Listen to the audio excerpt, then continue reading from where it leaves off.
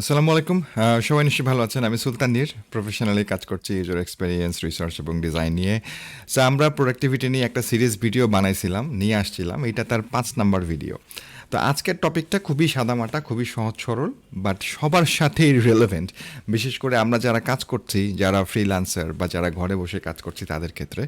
তো আমরা অনেকেই যেটা মনে করি যে না, ঘরে বসে কাজ করতেছি, ইটস এ ব্লেসিং। মানে ঘরে বইসা কাজ করছি, কোথাও যাওয়া লাগছে না, বাসে চড়া লাগতেছে না, হাঁটা লাগতেছে না, লিটারালি আমি বারান্দায় গিয়ে হাওয়া খেতে পারতেছি, আমি সবার সাথে কথা বলতে পারছি, সবার সাথে কমিউনিকেট করতে পারছি, ইচ্ছা হইলে শুয়ে পড়তে পারতেছি। মানে এর থেকে অ্যামেজিং আর কি হইতে পারে আমাদের জীবনে?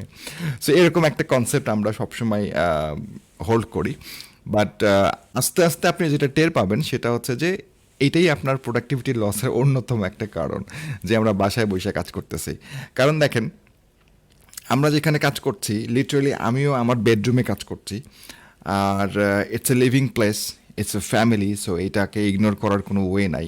রিসেন্টলি আমি একটা স্টাডি করেছি একটা রিসার্চ পারপাসে, এবং সেখানেও এটা অনেক মেজরিটি হিসেবে উঠে এসছে যে এই ব্যাপারটা অনেক বেশি ইনফ্লুয়েন্স করে আপনার প্রোডাক্টিভিটি লসের।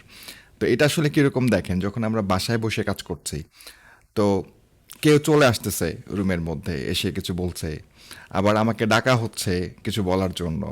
দেখা যাচ্ছে একটু পর কেউ দরজায় আসলো, কলিং বেল দিল, খোলার কেউ নাই, আমাকে গিয়ে খুলতে হলো। তারপর দুধওয়ালা আসলো, তারপর দারাজের পার্সেল আসলো, তারপর ধরেন যে দারোয়ান আসলো কিছু বলার জন্য। সো ভাত খাইতে ডাকে। তারপর আরও অনেক আনুষঙ্গিক ব্যাপার স্যাপার আছে। যেহেতু আমরা বেডরুমে কাজ করছি, তো বেডরুমেও সবার ফ্রি থাকে না।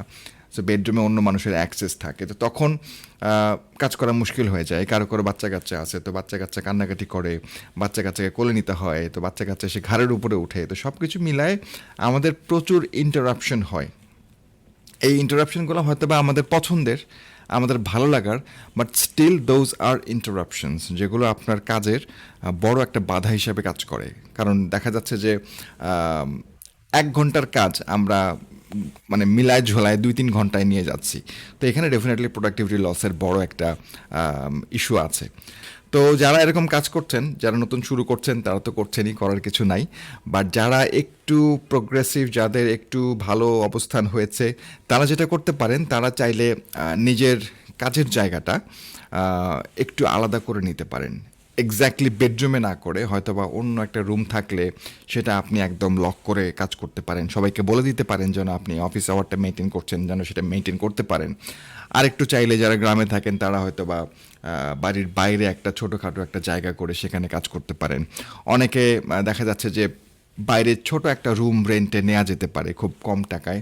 যেহেতু আপনি ভালো আর্ন করছেন, তো সেই ক্ষেত্রে এই ইনভেস্টমেন্টটা খারাপ আমার কাছে মনে হয় না। তো এখন কোওয়ার্ক স্পেসও আছে ঢাকায় এবং ঢাকার বাইরে বেশ কিছু জায়গায়।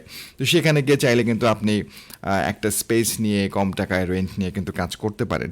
তো আমার মনে হয় আমরা অনেক সময় চিন্তা করি যে ওই টাকাটা আমি কেন দিব, যেখানে আমি বাসায় বসে ফ্রিতে কাজ করতে পারছি। তো ওই টাকাটা আপনি এই জন্য দেবেন যে ওইখানে বসে যে প্রোডাক্টিভিটি আপনার তৈরি হবে, সেটা বাসায় আপনি কখনোই করতে পারবেন না। পিসফুলি আপনি কাজ করতে পারবেন না, থিঙ্ক করতে পারবেন না।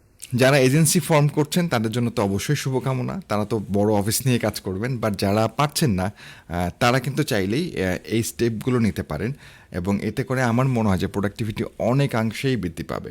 তো ৬ নাম্বার ভিডিওর জন্য ওয়েট করেন। আর এই সিচুয়েশনে কারা কারা পস্তাইতেছেন একটু আমাকে কমেন্টে জানান।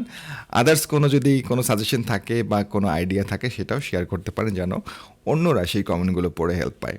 তো ভালো থাকবেন সবাইকে, দেখা হবে পরের ভিডিওতে।